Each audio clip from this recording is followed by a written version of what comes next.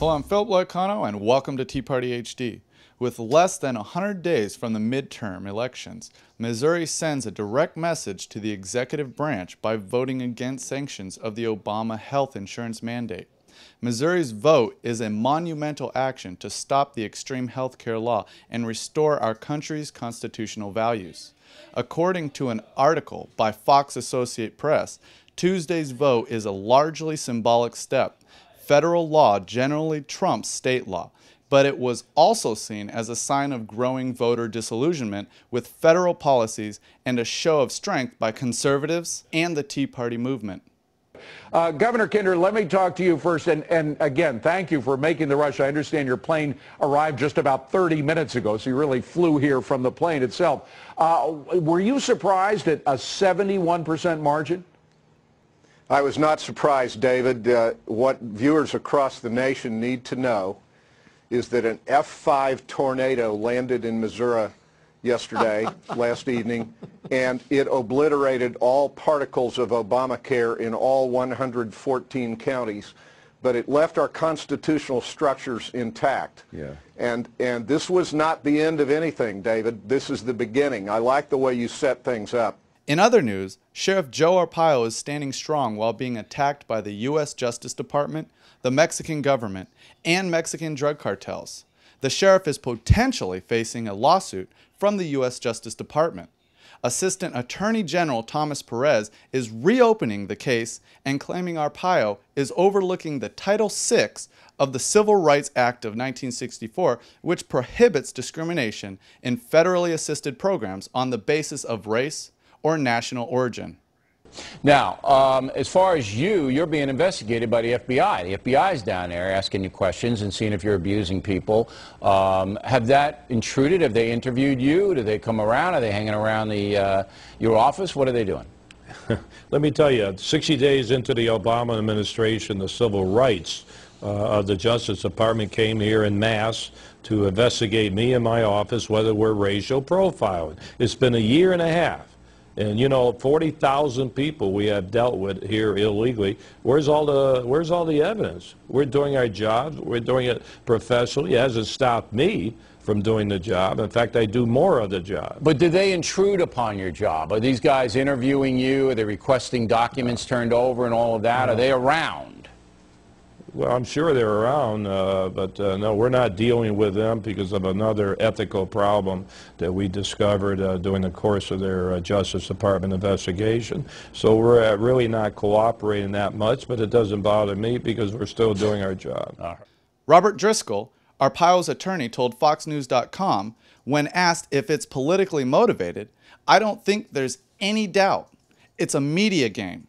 It's kind of laughable," adding that the Justice Department is probably under pressure from Obama supporters to take action. Is this a political witch hunt or an ambiguous aspect of Title VI that needs to be addressed in the Supreme Court? Earlier today, Tony spoke with Chris Devaney, chairman of the Tennessee Republican Party, on the gravitation of independent voters going Republican, which is a huge transition from '08, where we saw the independent voters vote Democrat. Let's hear what Chris had to say. Well, today we're on with Chris Devaney. Chris is the chairman of the Tennessee Republican Committee and has really run a great campaign strategy for Republicans out of the Tennessee state. Chris, thanks for being with us today. Hey, great to be here. Well, I know it's hot and muggy down there in Tennessee today, but it sure is a great day to elect some great candidates that you've brought to the forefront this year. Well, we have really good candidates running, at the top of the ticket all the way down to the local level, and every one of them,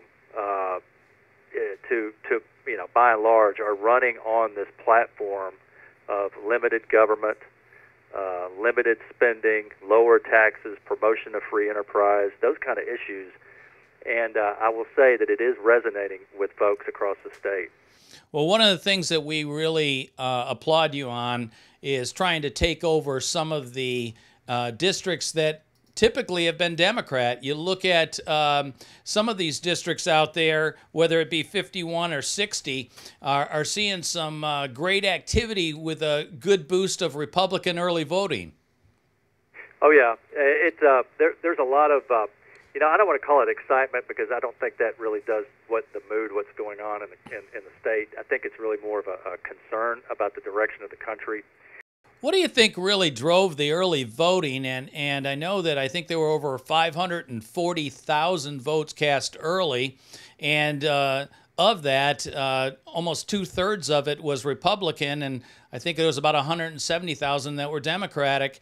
So I think you guys did a great job. But what really drove that this year? I think the reason is mainly because they understood that they had a very big decision to make. That there are some big issues on the plate at the state, the local, and the national level, and they wanted to make the right decision. And I think that's why we've had this large voter turnout, and I think that's also why a lot of these undecideds are going to go to the polls today. Well, we voted for change in 2008. It looks like we're voting for change today in Tennessee. Oh yeah. I think that I don't want to use President Obama's words. I'm going to use new direction, maybe. I like that. We voted for a new direction today in the direction, because we really have to stop the direction that's going in right now. Well, I'm Tony Lloyd Cunno with Tea Party HD, and we want to thank Chris for his engagement and helping empower good candidates there in the state of Tennessee. Thanks again, Chris, and good luck to you today, and thanks again for your hard work. Well, thank you, and thank you for what you're doing. And now, let's take a look at some interviews from the National Press Club in Washington, where members of the conservative black leadership in the Tea Party expressed what they stand for. Hi, this is William Owens with Tea Party HD. I'm standing here with my brother, Levi Russell.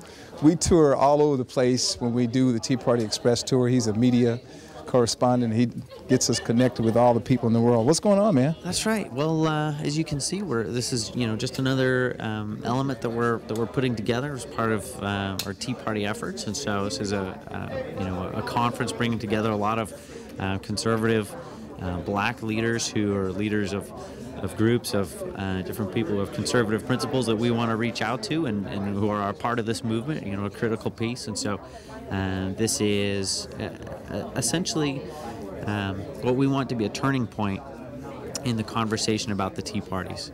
There has been, since they began a year and a half ago or so, there's been nothing but criticism from one insult and name-calling to another.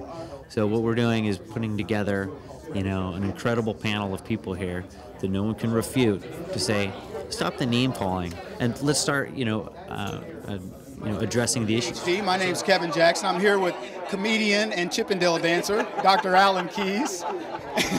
And he's starting those rumors.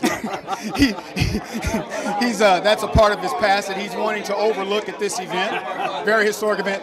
Dr. Keyes, thank you for being here. Just wanted to say, big fan. All the people want to know. We know your take. We know you're a staunch conservative, staunch constitutionalist, one of the most brilliant minds in America. And I just want to get your take on this event and what your thoughts are around black conservatism in America. Well, I think this event was just a wonderful demonstration of what really ought to be the basis for America these days. I gathered together with a group of folks, and as I said at the end, I felt a good deal of pride today, not because I was with people of a certain skin color, but because I was with people who are intelligent, who have decent conscience and heart, and who are committed to the godly principles of this country and to maintaining our liberty, and that makes me proud. Elena Kagan has been chosen by President Obama as the next nominee for the Associate Justice for United States Supreme Court. Kagan's nomination has raised some controversy, and Senator John Cornyn has some profound words on constitutional responsibilities for our newly elected judicial officials. Take a look. It is vital, in my view, to recall the core principles that should guide the Senate in carrying out its constitutional duty. Because I think there's more of a sense today than there has at any other time in my adult life that the federal government simply does not recognize any constraints imposed upon its authority under the Constitution. And frankly, I think there is a widespread feeling across the country that the federal government, the national government, believes that it is, in effect, the only government in our country anymore, and that the states and local governments really are just the servants of the national government. But that isn't, of course, how our framers of the Constitution conceived of this unique form of government known as federalism, where the federal government is, under our Constitution, a government of delegated, or sometimes it's called enumerated powers, and all rights not given to the federal government, all power not given to the federal government is reserved under the terms of the 10th Amendment of the Constitution to the people and to the states. I'm afraid Washington, D.C., and particularly this Congress at this particular time, seems to have that turned around. And unfortunately, I worry that a Supreme Court justice who does not recognize the limited nature of the authority given to the federal government and isn't willing to enforce it is really not qualified to serve on the United States Supreme Court. Cornyn further added, "It is very important that the powers to make new laws belong to the people, we the people." Many Republicans are in opposition, and Senator Jeff Sessions of Alabama, who is the top Republican on the Judiciary Committee, recently stated, "Kagan is truly a person of the political left. Now they call themselves progressives. One who has a history of working to advance the values of the left wing of the Democratic Party, and whose philosophy of judging allows a judge to utilize the power of their office to advance their vision for what America should be." I'm Phil Loicano. Thanks for tuning in. One vantage point of one news camera with one news reporter that has an agenda. That's what we've been fed since TV was invented. Those days are over. Anybody can be a journalist if they're out there covering a story. It's a battle for the control of what people are seeing out there, and I can arm them with a camera, and now they have that power that the networks have. You can't hide from all these cameras anymore.